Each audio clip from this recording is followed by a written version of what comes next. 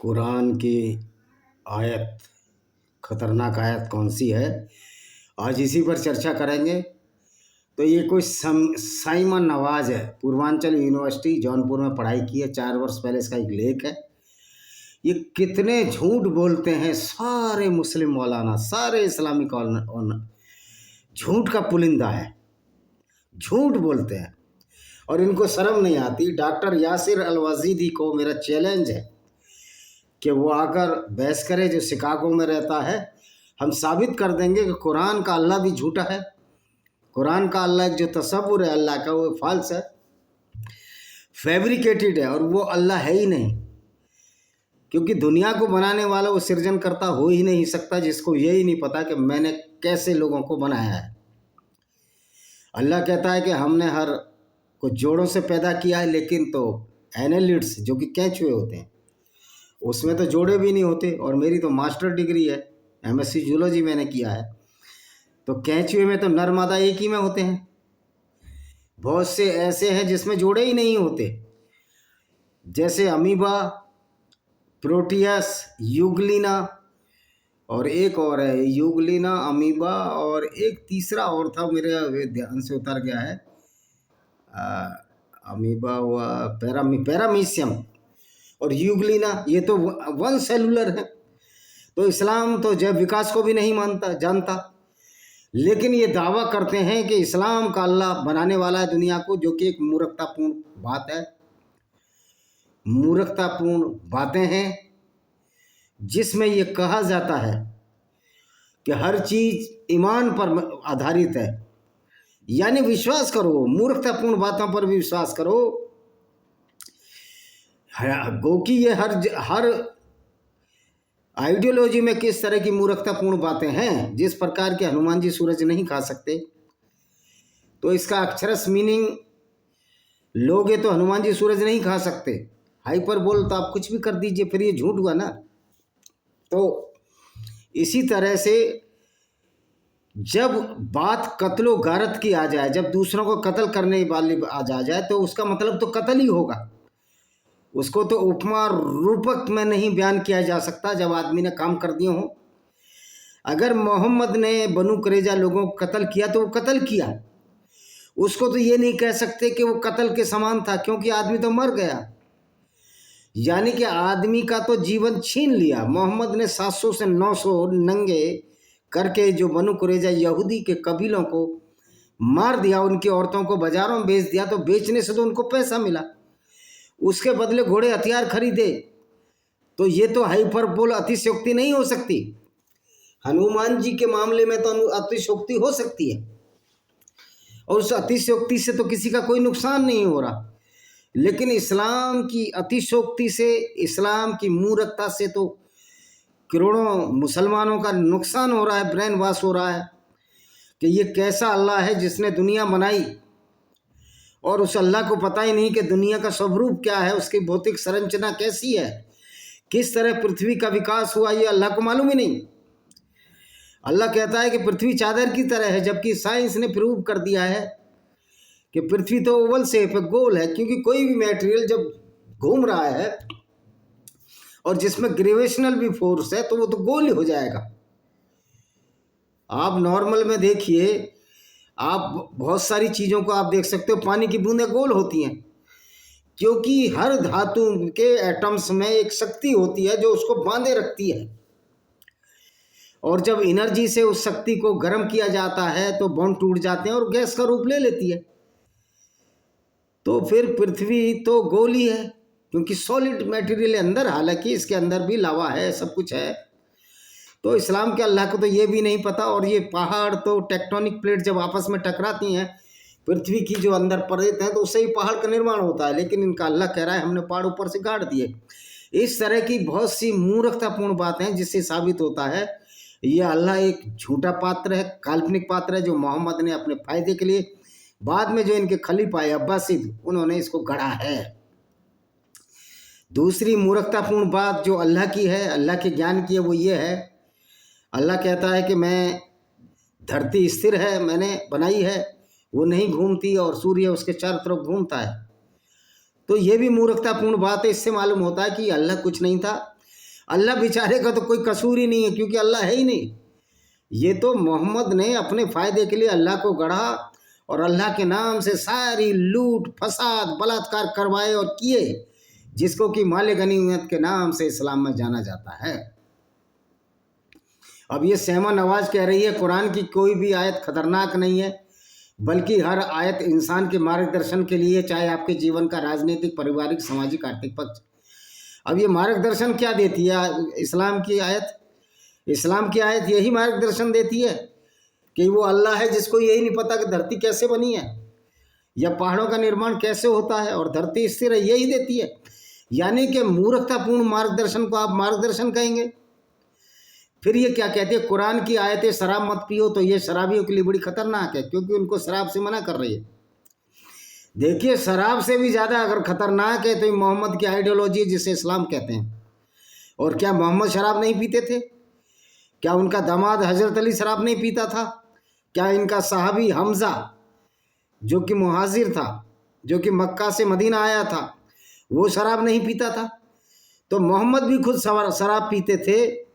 ये तो आपके कुरान और हदीसों में लिखा है। ये शराब जब वर्जित हुई, जब हजरत ने अली ने, जो इनका दामाद भी था, इनका चचेरा भाई भी था, शराब पीकर उल्टी सीधी नमाज पढ़ाना शुरू कर दिया लड़खड़ाते शब्दों में, तो मोहम्मद ने एक अपनी मर्जी से एक आयत उतार दी कि शराब हराम है। और शराब हराम होने से फ़ायदा मुसलमानों को ये होता था कि इस्लाम में पैगंबर का कार्य लूटपाट करना था, और जब ये शराब के नशे में होते थे तो लूटपाट ढंग से नहीं कर सकते थे, इसलिए शराब को मना कर दिया गया।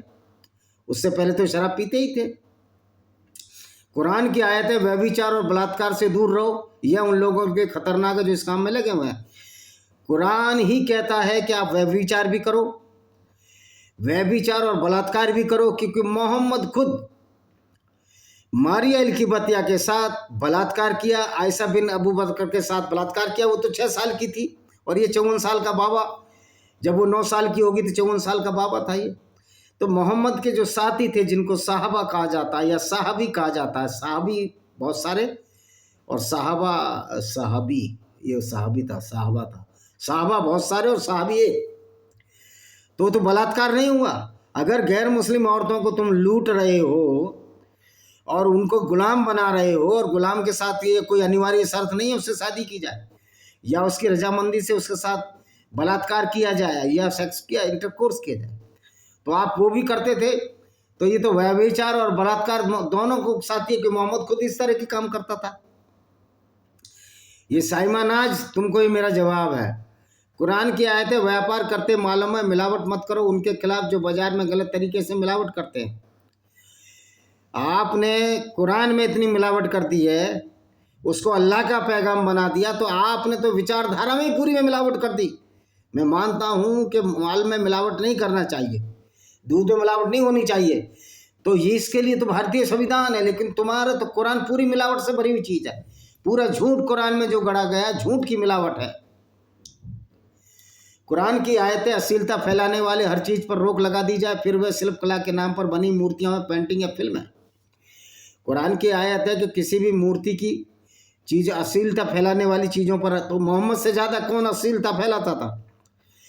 आपको पता है कि जब गुलामों की प्रथा थी, उसमें जो नगन औरतें, जो गुलाम औरतें होती थी, उनको टॉपलेस रखा जाता था, उनके ऊपर कपड़े ही नहीं होते थे और नीचे टखनों से नीचे कपड़ा कोई नहीं होता था। तो आपने तो खुद अश्लीलता फैलाई मोहम्मद ने।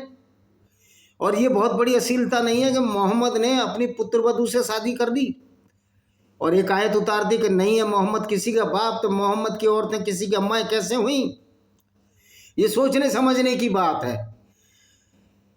तो भाई आप तो टॉपलेस रखते थे, लोग कहते हैं कि मोहम्मद से पहले औरतों लड़कियों को मार देते थे, तो क्या खदीजा औरत नहीं थी? उसको तो किसी ने नहीं जलाया, उसको तो किसी ने नहीं गाड़ा। मोहम्मद की माँ अमीना भी औरत नहीं थी, उसको तो किसी ने नहीं गाड़ा। और फिर अगर औरतों को ही गाड़ देते थे तो 4-4 शादियाँ कैसे कर लेते थे? इतनी औरतें आती कहाँ से थी? यानी कि इस तरह की बेवकूफ़ियाँ ये पढ़े हैं, जौनपुर यूनिवर्सिटी की पढ़ी लड़की है। किस तरह इस्लाम में मानने वाला कितना भी पढ़ लिख जाए वो मूर्ख ही रहता है, ज्ञानी रहता है। अब ये क्या कहती है? कुरान की सबसे बड़ी बात है जो अल्लाह उसके कुरान को नहीं मानता, जबकि अल्लाह ने उसे हर तरीके से समझाने की कोशिश कुरान ने की, उसकी बुद्धि को झकझोरा है। भाई कुरान के अल्लाह के पास खुद ही बुद्धि नहीं है, मोहम्मद के पास खुद ही बुद्धि नहीं थी। जो ये अल्लाह ये कह रहा है कि धरती चपटी है, धरती स्थिर है, सूर्य उसके चारों तरफ घूमता है, तो इतनी मूर्खतापूर्ण बातें हैं, तो बुद्धि तो कुरान के अल्लाह के पास नहीं है। तो दूसरों को बुद्धि की शिक्षा क्या देगा जब कुरान का अल्लाह खुद अज्ञानी है, मूर्ख है, कुछ जानता नहीं। और मोहम्मद भी वही बात करते थे, मोहम्मद झूठ भी बोलते थे, मैंने चांद के 2 टुकड़े कर दिए। तो ये झूठे और अज्ञानी किसकी बुद्धि झकझोर सकते हैं? जो खुद गुमराही में पड़े हैं, जिनको मालूम नहीं, विज्ञान ने सिद्ध कर दिया। तो कुरान में और कुरान के अल्लाह में और मोहम्मद में बुद्धि नहीं थी, अज्ञानी थे ये लोग। अब ये आगे क्या कहती है? और उसे तर्क दिया है कि इन सब के बावजूद अल्लाह की बनाई धरती पर रहता है, उसका दिया खाता है। ना तो अल्लाह ने ये धरती बनाई, मैंने सिद्ध कर दिया कि अल्लाह की बनाई हुई धरती नहीं है, अल्लाह की औकात से परे है धरती बनाना, क्योंकि अल्लाह तो एक काल्पनिक पात्र है। अल्लाह तो एक पपेट है, एक गुड़िया है, एक रोबोट है, जो मोहम्मद ने अपने फ़ायदे के लिए तैयार किया। और ये जो अल्लाह नाम का रोबोट जो मोहम्मद ने बनाया, अपने फ़ायदे के लिए बनाया। अल्लाह के नाम से सारे कत्लो गारत, लूट, फसाद, बलात्कार सब कुछ जायज़ हुआ इस्लाम में, जिसको हम माले गनीमत कहते हैं। और यही काम किया हमास के लोगों ने, मोहम्मद की सुन्नत पर चलकर 2000 लोगों को कत्ल किया यहूदियों के। अभी उनकी औरतों के साथ बलात्कार किए, तो आज की बात है। अबू बकर रज़ी ने भी यही किया, क्योंकि इस्लाम तो बलात्कार को बढ़ाता है, इस्लाम तो गैर मुस्लिम औरतों की बेइज्जती करता है, ये अपनी भी औरतों की इज्जत नहीं करते। हलाला के नाम पर औरत को अपने दूसरे यहाँ भेज देते हैं। सिर्फ इस्लाम एक काम वासना की पूर्ति का एक जरिया था और लूटने का जरिया था। और जो मोहम्मद ने और कह रहे अल्लाह उसका दिया खाता है, अल्लाह की औकात ही नहीं है जो किसी को दे सके, अल्लाह की औकात से परे है, क्योंकि अल्लाह काल्पनिक है। वह सब अल्लाह ने उससे छीन नहीं लिया, लेकिन अल्लाह की औकात ही नहीं कि गैर मुस्लिमों से कुछ छीन सके, क्योंकि अल्लाह है ही नहीं। अल्लाह एक काल्पनिक पात्र है। फिर वह अपने सिर्फ संदेह अल्लाह के नहीं मानता। अल्लाह की मूर्खता के लिए हम अल्लाह को नहीं मानते, क्योंकि ऐसा अल्लाह, ऐसा मूर्ख अल्लाह को कौन मानेगा? ऐसे मूर्ख पैगंबर को कौन मानेगा, जिसको यही नहीं पता कि मैंने अल्लाह ने दुनिया बनाई, लेकिन अल्लाह को नहीं पता कि क्या करना है, कैसे दुनिया स्थिर है या चल रही है। तो देखिए 180 करोड़ हमारे मुसलमान भाई, मुझे तो दया आती है इन लोगों पर, ये किस तरह के मूर्खतापूर्ण आडम्बर को अपने लबादे को अल्लाह के नाम पर लिए फिरते हैं, लेकिन मन में इनके वही होता है कि हम पूरी दुनिया में इस्लाम फैलाना है, जो ना अल्लाह की औकात है, ना पैगंबर की औकात है, ना पैगंबर को मानने वाली की औकात है। अब ये क्या कहती है? अल्लाह ने सूरज और चांद को बनाया। देखिए अल्लाह की तो औकात ही नहीं है, ना सूरज बनाने की, ना चांद बनाने की, क्योंकि अल्लाह को तो कुछ पता ही नहीं है। और रात के लिए लोगों ने अल्लाह को छोड़कर सूरज और चांद की पूजा करने लगे। धरती बनाई के रहने, लेकिन धरती की पूजा करने लगे। कह रहे सूरज और चांद की पूजा करने लगे हुए मूर्ख, अल्लाह की पूजा से कुछ नहीं मिलने वाला। पृथ्वी की पूजा करोगे तो कम से कम उस पर रह रहे हो। सूरज और चांद की अगर सूरज ना हो ना, तो तुम्हारा अल्लाह के मानने वाले सारे मर जाएं। सबकी औकात एक दिन में नप जाए। और जो खाने पीने के लिए चीज़ें हैं वो सूरज की वजह से हैं, ना कि अल्लाह की वजह से, जो कि रोशनी देता है। पहाड़ बनाया ताकि धरती पर संतुलन बना रहे, लेकिन लोगों ने पत्थरों की पूजा करने, कह रहे पहाड़ बनाया। वो पहाड़ अल्लाह ने बनाए, अल्लाह की तो औकात ही नहीं पहाड़ बनाने की, क्योंकि पहाड़ तो बनते नहीं हैं। अल्लाह कहता है ऊपर से काटते हैं, जबकि पहाड़ तो नीचे से निकलते हैं। तो इस तरह की बातें हैं। और आगे क्या कहती है? कुरान की सबसे महत्वपूर्ण आयत ये है कि दुनिया ख़त्म हो जाएगी, हर इंसान और अल्लाह के सामने हाजिर होना होगा, इस बात का जवाब देना होगा। उसने अल्लाह को छोड़कर दूसरों की इबादत क्योंकि उसके कानून को क्यों नहीं माना? अल्लाह के कानून को हमने इसलिए नहीं माना कि अल्लाह मूर्ख है, अल्लाह को कुछ अता पता ही नहीं है। अल्लाह की बात को हम इसलिए नहीं मानते कि इस्लाम का अल्लाह अज्ञानी है, इस्लाम का अल्लाह कुछ नहीं बना, इस्लाम का अल्लाह एक काल्पनिक पात्र है, अल्लाह को ये प्रूव नहीं कर सकते। और हमने डिसअप्रूव कर दिया है, ये बता दिया कि अल्लाह नहीं है, क्योंकि अल्लाह जो जो बोलता है वो सब झूठ बोलता है। अल्लाह तुम्हारा झूठा है या अज्ञानी है, दोनों में से तो एक है। अगर पृथ्वी उसने बनाई है तो उसको ये नहीं पता कि पृथ्वी स्थिर नहीं है, पृथ्वी घूम रही है अपनी ध्रुवी पर, लेकिन कुरान का अल्लाह कहता है कि पृथ्वी घूम रही है, पृथ्वी स्थिर है और सूरज उसके चारों तरफ घूम रहा है। यानी कि अल्लाह की जो उल्टी खोपड़ी है उसको हम नहीं मानते, इसलिए नहीं मानते कि अल्लाह में दिमाग नहीं है।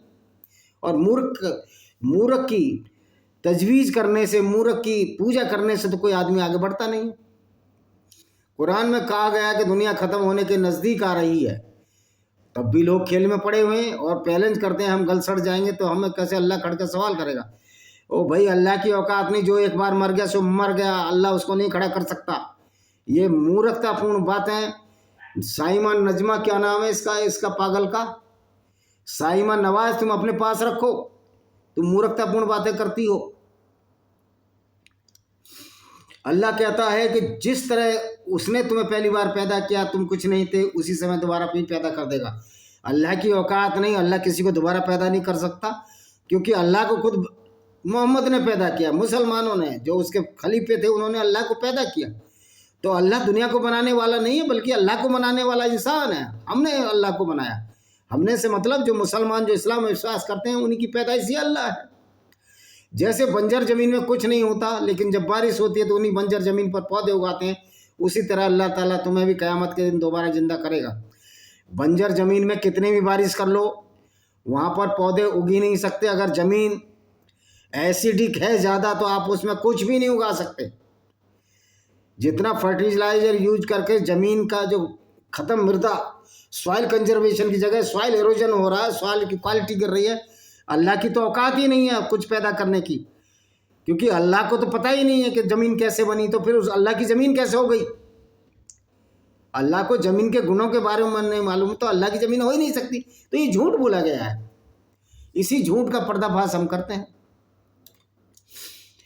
कुरान कहता है हर इंसान को उस आने वाली ज़िंदगी के बारे में सोचना चाहिए जो कभी ख़त्म नहीं हो, उसकी तैयारी करनी चाहिए, उसको मानकर उससे कानून का पालन करना चाहिए। ये सब फ्रॉड है कि क़यामत के बाद कोई ज़िंदगी होगी, वहाँ हूरें मिलेंगी, वहाँ जन्नत मिलेगी मुसलमानों को। अब बताओ, कातिलों को, पेशेवर लुटेरों को, हत्यारों को, और जो मोहम्मद जो इनका वो है पैगंबर है, जो काफिले लूटता रहा, औरतों को बाजारों में बेचता रहा। लोग पूछते हैं आपने कहाँ से पढ़ लिया?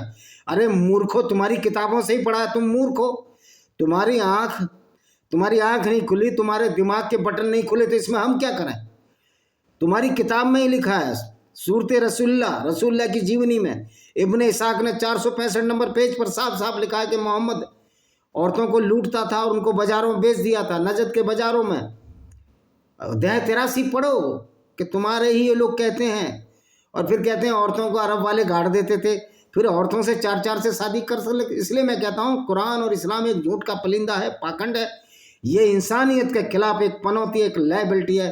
इस इस्लाम को छोड़ देना चाहिए, क्योंकि इस्लाम एक ऐसा जहर आपके दिमाग में भर देता है जो कोरोना वायरस से भी खराब जहर है।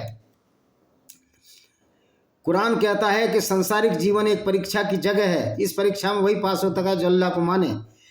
हाँ, जो अल्लाह को माने और सारी गुंडागर्दी करे। ये इस्लाम की परीक्षा है कि आप दूसरों की औरतों को लूटो, दूसरे गैर मुस्लिमों को कत्ल करो, उनकी औरतों को बाजारों में बेचनो, ये तुम्हारी परीक्षा है। मानो कि अल्लाह जो है गुंडों और लफंगों और लुच्चों और बलात्कारियों का सरदार है। वो आपकी परीक्षा ले रहा है कि सारे लुच्चे लफंगी के काम करो, छिनरई के काम करो, लोगों को कत्ल करो, औरतों को बाजारों में बेचो। ये अल्लाह की परीक्षा है, उसके बाद तुम्हें जन्नत मिलेगी। यानी सारे चोर उचक्के लुच्चे लफंगे पेशेवर बलात्कारी दूसरे काफिलों को लूटने वाले वो जन्नत में होंगे, और वो भी ऐसी जन्नत जो अल्लाह ने बनाई है, जो अल्लाह खुद है ही नहीं। जो अल्लाह एक झूठा अल्लाह है, जो काल्पनिक अल्लाह है, वो जन्नत और जहन्नुम का तस्वुर कैसे दे सकता है? ये जन्नत और जहन्नुम का तस्वुर इन मूर्ख अब्बासियों का और मोहम्मद के मानने वालों का दिया है, जो उस समय रहते थे और काफिलों को लूटते थे। अल्लाह के नाम पर जो गंदे और कुकर्म और जो अपराध इन लोगों ने किए हैं, उनको इतिहास माफ़ नहीं करेगा। यही वजह कि आज कलमे, पैगंबर और कुरान की कोई इज्जत नहीं है, होनी भी नहीं चाहिए। क्योंकि अब मेरे को कल एक फेसबुक बोला हो तुम्हें जहन्नुम में, अल्लाह की ऐसी की तैसी, अल्लाह की औकात नहीं जो मुझे जहन्नुम में डाल सके। काल्पनिक अल्लाह की औकात होती तो पूरी दुनिया में गैर मुस्लिम ज़्यादा ना होते। अल्लाह की औकात होती तो मोहम्मद के जब दांत उहद की लड़ाई में टूट रहे थे, उनको ना बचा लेता। तो ये जो कुरान के जो कानून और तर्क बुद्धि पर नहीं, मूर्खता पर आधारित है और मानवीय आवश्यकताओं को पूरा नहीं करते। ये सिर्फ मुसलमानों की काम वासना, जो मोहम्मद की काम वासना, उनकी धन लिप्सा की पूर्ति करते थे, और मानवीय समस्याओं को बढ़ाने वाली ये किताब है जिसको कि हम कुरान के नाम से जानते हैं। तो साइमा नवाज, ये तुम्हारा जवाब है। कुरान कहता है कि लोग इस किताब की बुद्धि और तर्कों से भरी बातों को आंतरिक रूप से मान लेते हैं। कोई नहीं मानता। कुरान में ना तर्क है, ना बुद्धि है, बेवकूफ़ी है। ये तुम्हारी खुशफहमी है कि हम कुरान और अल्लाह को मानते हैं। अल्लाह और कुरान को तो हम काल्पनिक मानते हैं, उसको तो झूठ मानते हैं। और मानवीय समस्याओं से क्या दूर करेगा, ये तो मानवीय समस्याओं को बढ़ाता है। तो ये मुसलमानों ने मौलाना झूठ बोल बोल कर इतिहास को गलत दिखाना चाहते हैं। और मजे की बात है, रामपाल का एक चेल, रामपाल तो कहता है अल्लाह के बारे में पूरी जानकारी दी गई। अल्लाह कौन है देखो, फला तुरलिन काफरीन व जहूद बिन जियादिन कबीरन, स्पष्ट रूप से कबीरन लिखा है। इसे कबीर कबीरा, ये कबीर किसको कहते हैं? कबीर का मतलब होता है आश्चर्यजनक। ये कबीर नहीं, तुलसीदास ये जो कबीर था। तो इस तरह की मूर्खता रामपाल भी फैला रहा है। अल्लाह में कबीर को ढूंढ रहा है। वो पहले तो अल्लाह ही नहीं है, इस्लाम ही झूठ है। अल्लाह ही झूठ की कसौटी पर उतरता ही नहीं, मूर्खता की कसौटी पर उतरता है। तो कुरान की जो पहली जो किताब है वो क्या कहती है? लिक्विडेशन, मैं सबसे दयालु सबसे कृपालु अल्लाह के नाम से शुरू करता हूँ। अब ये बताओ, ये न अल्लाह तो ना तो दयालु है ना कृपालु है, ये तो लुटेरों और बलात्कारियों का सरदार है। उनको गाइडलाइन देता है, उनको हिदायत देता है। और सारे संसार का स्वामी तो अल्लाह हो ही नहीं सकता, उसको तो पता ही नहीं दुनिया कैसे बनी है। तो इस तरह जो इनका पहला कलमा है वो ही, अच्छा देखो, मैं सबसे दयालु कृपालु ईश्वर के नाम से अल्लाह के नाम शुरू करता हूँ, बिस्मिल्लाहिर्रहमानिर्रहीम। होना ये चाहिए था, अगर ये खुद अल्लाह है तो ये कहता कि मैं अपने नाम से शुरू करता हूँ। अब ये कौन कह रहा है कि मैं अल्लाह के नाम से शुरू करता हूँ, जो सबसे रहीम है, दयालु है और सब कुछ जानने वाला है। अल्लाह ना तो सब कुछ जानने वाला है ना दयालु है, बल्कि अल्लाह तो क्रूर और अत्याचारी है। वैसे तो बेचारा नकली अल्लाह जबरदस्ती की गाली खा रहा है। ये जो सारे काम किए थे इनके मोहम्मद ने किए थे, तो गाली मोहम्मद को पड़नी चाहिए, क्योंकि मोहम्मद ने पूरी दुनिया को जो विचारधारा दी, एक लुच्चे और लुफंगों और क्रिमिनल अपराधियों से बड़ी कोई विचारधारा नहीं है, उससे ज़्यादा इतर नहीं है, उससे अलग नहीं है, उससे बरक्स नहीं है। तो आप देखिए ये जो कुरान जो है ये किस तरह गैर मुस्लिमों को कत्ल व गारत करने की बात करता है। और ये वामपंथी इतिहासकारों में, वामपंथियों में दम नहीं जो कुरान की आयतों में बात करें। इसलिए कुरान के तसव्वुर को, कुरान की गुंडागर्दी को, कुरान की लफंगाईगिरी को, कुरान की छिनरई को, कुरान की जो अत्याचार और वायलेंस, जो हिंसा कुरान की आयतों में व्याख्या की गई है, उस पर ध्यान बटाने के लिए कह देते हैं कि मुसलमानों के साथ अन्याय हो रहा है। भाई मुसलमानों के साथ अगर सबसे बड़ा अन्याय किया है तो कुरान ने किया है, इनके पैगंबर ने किया। अल्लाह तो बेचारा है ही नहीं, तो काल्पनिक है। तो तुम्हारा पैगंबर दोषी है, तुम्हारी कुरान दोषी है जो इस तरह की आयतें लाई, जिस आयतों को पढ़ पढ़ कर लोगों में जूते पड़ रहे हैं, अल्लाह में भी जूते, मोहम्मद की आलोचना हो रही है, होना भी चाहिए। ये सरतन से जुदा के नारों से डरने की जरूरत नहीं है। जहाँ 800 करोड़ आबादी है दुनिया की, जिसमें 620 या 630 करोड़ गैर मुस्लिम हैं, जहाँ वो लोग एक साथ उठेंगे, 640 करोड़ लोगों के हाथ उठेंगे, उनके हाथों में शस्त्र और शास्त्र होंगे, तो ये सारी अल्लाह की गुंडागर्दी जो इस्लाम के नाम से मोहम्मद ने चलाई वो खत्म हो जाएगी। सबक सीखना चाहिए। इजराइल ने इस्लाम के अल्लाह की गुंडागर्दी को ख़त्म किया। एक काल्पनिक अल्लाह के नाम पर जो इस्लाम में गुंडागर्दी है उसको आज ख़त्म करने की ज़रूरत है। नहीं, ये विचारधारा हम सबको लील जाएगी, ये समझने की ज़रूरत है। और मेरा दावा है उन सारे मौलानाओं के, तुम झूठ बोलते हो, झूठे हो। ना इस्लाम का अल्लाह दयालु है न रहमान है, क्योंकि अल्लाह नाम की कोई चीज़ इस दुनिया में नहीं है, कल्पित चीज़ है। और तुम्हारा पैगंबर तो बहुत क्रूर और अत्याचारी है और बलात्कारी, और लोगों से, अपने साथियों को बलात्कार के लिए औरतें मुहैया कराने वाला था, औरतों को लूटने वाला था। लोग कहते हैं जो औरतें युद्ध में लड़ने आती थी उनको लूटा जाता था। वो तो भाई जो औरतें युद्ध में लड़ने आती थी उनको बहन बेटी बनाकर उनका शादी ब्याह भी तो कराया जा सकता था। ये 17-18 साल की सफिया के साथ मोहम्मद ने उसके पिता को मारकर उसी रात उसके लिए सोया। कितनी बेगैरती थी इस पैगंबर ने। तुम भीड़ झुंड लगाकर सड़कों पर आ जाओगे, अगर ये काम गैर मुस्लिम भी करने लगे तो तुम्हारी औकात बचेगी। तो मैं ये कहता हूँ कि सुधर जाइए, इस अल्लाह और इस्लामिक विचारधारा को मानना छोड़िए और उसके आधार पर आप मानिए, हमको कोई दिक्कत नहीं। लेकिन आप उसके आधार पर कुकर्म करोगे तो कुकर्मों का जवाब तेजी से दिया जाएगा, क्योंकि हम भी जानते हैं अल्लाह काल्पनिक, अल्लाह कुछ नहीं कर सकता। जो अल्लाह मोहम्मद के दांत नहीं बचा पाया, दांत तोड़ दिए मोहम्मद के ऊद की लड़ाई में, वो अल्लाह क्या खाक करेगा। और फिर ऐसे अल्लाह को जो काल्पनिक अल्लाह है, उस काल्पनिक विचारधारा की गुंडागर्दी के खिलाफ हम सबको लड़ने की जरूरत है। इसके लिए हम काफिर इंटरनेशनल आर्मी बहुत जल्दी बनाने जा रहे हैं और एक दिन हम इन इस्लामिक गुंडों को पूरी दुनिया में सबक सिखाएंगे।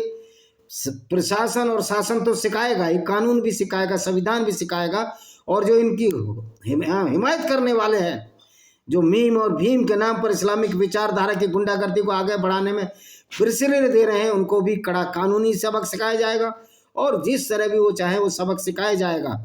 भीम सेना वाले को जरूरत पड़ रही है पुलिस की रक्षा के लिए, खुद अपनी रक्षा नहीं कर सकते, तो ये जो सो कॉल्ड दलित लीडर हैं ये भी हमारे दलित भाइयों का दिमाग खराब करते हैं। जबकि अगर आप बुद्धिस्ट भी हो तो भी इस्लाम आपको गंदा कहता है, आपको कत्ल करने की बात कहता है। इस्लाम में किसी भी दलित की, किसी भी अगड़े और पिछड़े की कोई इज्जत नहीं है, हमको समझना चाहिए। और जो लोग ये जो दलित लीडर, सो कॉल्ड दलित लीडर हैं, ये अपना रोटी रोजी चलाने के लिए इस तरह की बातें करते हैं, बाकी इनको ABCD इस्लाम की नहीं आती। ये मूर्ख है ऐसे लोग, और मूर्खों में पढ़कर मूर्ख बनना एक भेड़ चाल होती है, गतानी गति लोग की तरह। आपको इस बात को समझना होगा, क्योंकि दलितों की, औरतों का सबसे ज़्यादा बलात्कार पाकिस्तान के मुस्लिम ही करते हैं, और वो दलित लड़कियां ही शिकार होती हैं। राणा हमीर सिंह की लड़की या बहन बेटी से तो कोई हिम्मत नहीं है करने की, तो जो गरीब दलित हैं उनकी लड़कियों को बलात्कार होते हैं। ये पाकिस्तान और गैर मुस्लिम देशों में रहने वाले हिंदुओं में दलित हैं, उनसे पूछो वो दलित किस तरह का जीवन व्यतीत कर रहे हैं। और तुम मूर्ख हो, यहाँ एक ऐसी विचारधारा के राक्षसों के साथ अपना राजनीतिक गठबंधन बनाना चाहते हैं, जिनकी विचारधारा कहती है पूरी दुनिया में हमने इस्लाम काबिज करना है और सबको कत्ल करना है जब तक इस्लाम को कबूल ना करें। तो तुम उन कातिलों के साथ मिल रहे हो, चाहे वो अखिलेश यादव हो, चाहे अगर मोदी जी ने भी 48 करोड़ रुपया रोहिंग्या मुसलमानों के लिए दिया है जो कॉक्स बाजार में, तो ये भी मोदी जी उसी राक्षसी प्रवृत्ति के जनक हैं। जिस तरह सेकुलरों को गाली देते हैं, तुम भी तो वही काम कर रहे हो। रेखा गुप्ता भी कोसर जाके उसमें जाती है, दिल्ली की मुख्यमंत्री इफ्तारी में। तो ये मूर्ख नेताओं से हिंदूवाद नहीं बचेगा, समाज नहीं बचेगा, या गैर मुस्लिम नहीं बचेंगे। ये हम सबको मिलना होगा, क्योंकि बीजेपी की औकात हिंदुओं के सामने कुछ नहीं है। अगर हिंदू वोट ना दे तो बीजेपी धरातल पर आ जाएगी और हिंदू की अपनी रक्षा खुद कर लेंगे। हमारी आर्मी और पुलिस में जो गैर मुस्लिम भर्ती हैं और जो मुस्लिम भी हैं, जो इस्लाम की गुंडागर्दी को नहीं मानते, वो हमारी रक्षा कर लेंगे। लेकिन इस्लाम के बलबूते पूरी दुनिया की रक्षा हो जाएगी, ये तुम्हारी गलतफहमी है, ये खुशफहमी है। इस्लाम का समूल नाश करने से पूरी दुनिया अच्छी होगी। इसी के साथ मेरी एक किताब है जो इस्लाम की पोल खोलती हुई है, Jauhar in Indian subcontinent, paranoia of cults by Vijay Kumar Pal. इसको जरूर पढ़िए। आशा है कि आपको ये वीडियो पसंद आएगा। वीडियो को शेयर करें, सब्सक्राइब करें, बेल आइकन दबाएं ताकि आने वाले नोटिफिकेशन आपको मिल सकें। वंदे मातरम, जय हिंद, आपका दिन शुभ हो।